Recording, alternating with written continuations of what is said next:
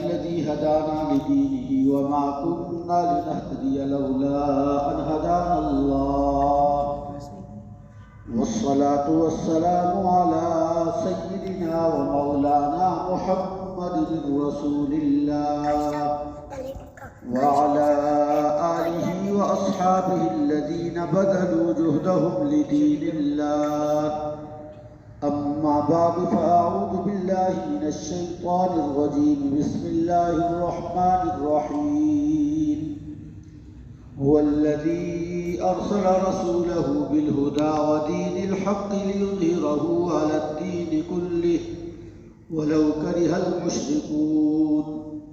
صدق الله العظيم وصدق رسوله النبي الكريم ونحن على ذلك لمن الشاهدين والشاكرين والحمد لله رب العالمين. قابل احترام دوستو، محترم بزرگوں، ربیع الاول کا مہینہ چل رہا ہے. حضور اکرم صلی اللہ علیہ وآلہ وسلم کی پیدائش اور آپ کی وفات دونوں چونکہ اس مہینے کے اندر ہوئی ہیں، اس حوالے سے حضور اکرم صلی اللہ علیہ وسلم کی مناسبت سے اس مہینے میں مجالس بھی منعقد ہوتی ہیں، محفلیں بھی ہوتی ہیں، گفتگو بھی ہوتی ہے. اصل مقصد تو حضور اکرم صلی اللہ علیہ وآلہ وسلم کے مقام کو سمجھنا کہ سرکار دو عالم حضرت محمد مصطفیٰ صلی اللہ علیہ وسلم کا مرتبہ اور مقام ایک تو وہ ہے جو اللہ کے ہاں ہے، وہ مرتبہ اور مقام تو طے ہے، ہم نہ اس میں کمی کر سکتے ہیں نہ اس میں اضافہ کر سکتے ہیں. ساری کائنات مل کر بھی اگر آپ کی نبوت کا انکار کر دے تو اللہ کے ہاں آپ کا جو مرتبہ اور مقام ہے وہ برقرار ہے، اس میں کوئی کمی نہیں آئے گی. اور اگر سارے مل کر تسلیم کر لیں پھر بھی آپ کے مقام میں کوئی بلندی نہیں آئے گی. اللہ نے آپ کو جو مقام دیا ہے وہ ہماری کسی محنت اور کوشش کا محتاج نہیں ہے. لیکن حضور صلی اللہ علیہ وسلم کا مقام کا ایک دوسرا معنی یہ ہے کہ آپ کو اس دنیا میں رہبر اور رہنما بنا کر بھیجا گیا ہے. آپ کا مقام یہ ہے کہ ہم جو کام بھی کریں اپنے اس کام میں حضور اکرم صلی اللہ علیہ وسلم کی زندگی سے رہنمائی حاصل کریں کہ آپ نے زندگی کس طرح سکھائی ہے، کیا طریقے سکھائے ہیں، کن چیزوں سے منع کیا ہے. اس لیے کہ حضور اکرم صلی اللہ علیہ وسلم کی سیرت ہی تھی، نبی اکرم صلی اللہ علیہ وسلم کی زندگی ہی تھی جس کو دیکھ کر قریش کے عرب معاشرے کے اندر اتنا بڑا انقلاب آیا کہ وہاں بھی قبائلی زندگی تھی. حضور کی آمد سے پہلے مختلف قبائل آباد تھے عرب میں جو آپس میں ایک دوسرے کے اوپر فخر کیا کرتے تھے، علم سے دور تھے، جہالت کے اندر گھرے ہوئے تھے، قومی تفاخر ان کے اندر تھا. فحاشی کی تمام مثالیں جو آج کل جدت اور کلچر کے نام سے ہمیں دکھائی جاتی ہیں یہ اس زمانے میں بھی موجود تھی.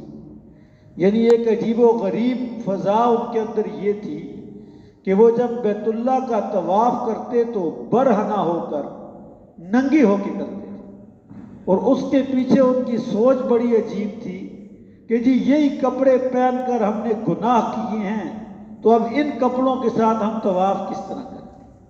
یہ کسی پیغمبر نے انہیں سکھایا نہیں تھا، ان کے اپنے دماغ کی ایک خود ساختہ تعبیر تھی جس کے مطابق وہ یہ سب کچھ کرتے تھے. اور وہ بیت اللہ جو توحید کا مرکز تھا اس کے اندر 300 سے زائد بت رکھے ہوئے تھے. ان ساری بیماریوں کو حضور اکرم صلی اللہ علیہ وسلم نے ختم فرمایا، ان کو اپنی زندگی پیش کر کے ان کے سامنے اپنی زندگی رکھی، اور ان لوگوں نے اس زندگی سے فائدہ اٹھایا، اور وہ سارے قبائل کے لوگ یکجان ہوئے، انہوں نے حضور صلی اللہ علیہ وسلم کے اخلاق کو سیکھا، طور طریقوں کو سیکھا۔ نتیجہ کیا ہوا کہ حضور اکرم صلی اللہ علیہ وسلم کی مبارک زندگی کے اندر ہی یہ سارے عرب ایک جگہ پہ جمع ہو چکے تھے اور ایک جھنڈے کے نیچے اکٹھے ہو چکے تھے، اور پھر آپ کی تربیت یافتہ اس قوم نے حضرت عمر فاروق رضی اللہ تعالیٰ عنہ کے زمانے تک 22 لاکھ مربع میل کے اوپر حکومت قائم کر لی۔ یہ جس فلسطین کا آج رونا رویا جاتا ہے، بیت المقدس کی آواز لگائی جاتی ہے، ہمارے نوجوانوں کو اس کا مطالعہ کرنا چاہیے کہ یہ بیت المقدس یا یہ فلسطین حضور کی زندگی میں فتح نہیں ہو سکا تھا۔ اس کو فتح کرنے کے لیے حضور اکرم صلی اللہ علیہ وسلم نے بھی ایک امت تیار کی تھی، ایک جماعت تیار کی تھی، اور ایسی ہدایات دی تھی کہ ان ہدایات پہ منظم ہونے والی قوم نے پھر بیت المقدس کو فتح کیا۔ اس کا جو سب سے حسین نظارہ ہماری کتابوں میں پیش کیا جاتا ہے وہ یہ ہے کہ سیدنا عمر فاروق رضی اللہ تعالیٰ عنہ کے بارے میں جب یہاں کے قابض یہودیوں نے یہ مطالبہ کیا کہ ہم اس کی کنجی مسلمانوں کو حوالہ کرنے کو تیار ہیں، لیکن ہماری شرط یہ ہے کہ جو مسلمانوں کا حکمران ہے وہ خود آئے ہم سے چابی لینے کے لیے۔ حضرت عمر رضی اللہ تعالیٰ عنہ نے یہ شرط تسلیم کی۔ جب چابی لینے کے لیے وہاں پہنچے تو اس عالم کے اندر پہنچے کہ امیر المومنین ہیں اور ایک سواری ہے جس پہ سوار ہے، اور ساتھ ایک خادم ہے جو اونٹ کی مہار پکڑ کے چل رہا ہے، اور اس کے ساتھ یہ بات طے کی ہوئی ہے کہ سفر لمبا ہے، کچھ وقت تم اوپر بیٹھو گے اور میں اونٹ کی مہار پکڑ کے چلوں گا، اور کچھ وقت میں بیٹھوں گا تم اونٹ کی مہار پکڑ کے چلو گے۔ اتفاق یہ تھا کہ جب یہ مسجد اقصیٰ کے قریب پہنچے جہاں پہ وہ یہودی استقبال کے لیے کھڑے تھے، تو اس وقت خادم کا نمبر تھا کہ وہ اونٹ کے اوپر سوار تھا، اور یہ 22 لاکھ مربع میل کا حکمران اس اونٹ کی مہار پکڑ کے چل رہا تھا۔ تو وہ یہودی حیران ہوئے اور انہوں نے کہا کہ ہم نے اپنی کتابوں میں جو علامات پڑھی ہیں، واقعی یہی شخص اس علاقے کو قبضہ کر سکتا ہے، فتح کر سکتا ہے، اور چابی ان کے حوالے کر۔ آج جو بیت المقدس کے ساتھ حالات پیش آ رہے ہیں، یہ بھی کوئی 1-2 دن کے واقعات نہیں ہیں، اس کے پیچھے بھی ایک لمبی تاریخ ہے۔ ہماری قوم کو صرف جذبات سکھائے جاتے ہیں، نعرے سکھائے جاتے ہیں، ہر چیز میں حضور کا نام آئے بس جلسہ کر لو، جلوس نکال لو، فلسطین کا مسئلہ ہوا ایک جلوس نکال لو، کشمیر میں ظلم ہوا ایک جلوس نکال لو۔ بھائی یہ طور طریقے غیر مسلموں کے ہیں، یہ انہوں نے ڈھکوسلے بنا رکھے ہیں۔ نہ ان طریقوں سے کوئی علاقہ فتح ہوتا ہے، نہ ان طریقوں سے کوئی علاقہ محفوظ ہوتا ہے۔ ہمارے لیے طور طریقے حضور اکرم صلی اللہ علیہ وسلم چھوڑ کر گئے، ہم ان کی زندگی کو اپنی زندگی کے اندر کتنا لا رہے ہیں، کتنی کوشش کر رہے ہیں، یہ ہمارے لیے سیکھنے کی چیز ہے، تاکہ ہم اپنے آپ کو اگر حضور کے طریقے پہ منظم نہیں کر سکتے، حضور کے نام پہ یکجا نہیں کر سکتے، تو پھر یہ نعرے لگانے بھی چھوڑ۔ ابھی جو اسرائیل اور عرب کے درمیان جنگ کا سلسلہ شروع ہوا، یہ کوئی پہلی مرتبہ نہیں ہوا، 3 جنگیں اس سے پہلے فلسطین کے اندر ہو چکی ہیں۔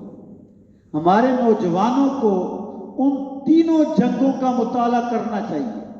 1948 اور 49 میں پہلی عرب اسرائیل جنگ ہوئی، اس وقت تک اسرائیل نام کا کوئی ملک نہیں تھا، یہ یہودیوں اور عربوں کے درمیان جنگ تھی۔ اس جنگ کے نتیجے میں اسرائیل قائم ہوا، اس جنگ کے نتیجے میں اسرائیل نے طاقت پکڑی اور اپنی ریاست کے قیام کا اعلان کیا۔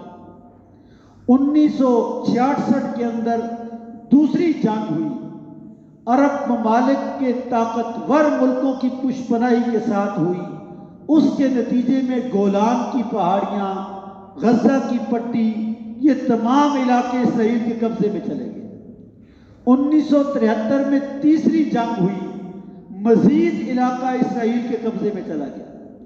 وہ علاقہ جس میں 10 لاکھ سے زائد عرب آباد تھے، وہ کم ہوتے ہوتے 1 لاکھ سے بھی کم رہ گئے، اور وہ اسرائیل جو 20% فلسطین پہ قابض تھا، اس وقت 65% فلسطین کے اوپر قابض ہوتا ہے۔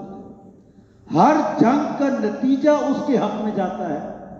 جب بعد میں بیٹھ کے مصالحت کرتے ہیں تو ہمارے عرب ممالک اور اسلامی ممالک تو پتہ نہیں ان کو کہنا جائز بھی ہے یا کہ نہیں، مسلمانوں کے ممالک، اسلامی ملک تو وہ ہوتا ہے جو کسی اسلامی اصول پہ چلتا ہو، جو کسی اسلامی بنیاد پہ چلتا ہو۔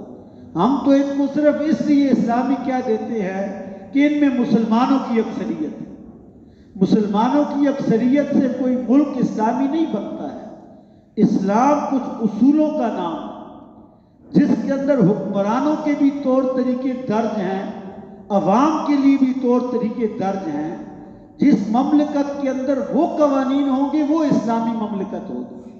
لیکن یہ تمام مسلمانوں کے ممالک جب بعد میں بیٹھتے ہیں تو مزید علاقہ اس کو لکھ کر دے دیتے ہیں۔ خدشہ یہ ہے، یہ جو موجودہ حماس کی طرف سے مارکا کیا گیا، اس میں کوئی شک نہیں، یہ بڑا جرأت مندانہ اقدام۔ ایک مظلوم قوم کو جب آپ جینے کے لیے کوئی راستہ نہیں دیں گے، اور یہ سبق ہے تمام ظالموں کے لیے جو یہ سمجھتے ہیں کہ ظلم کے نتیجے میں کسی آواز کو دبایا جا سکتا ہے۔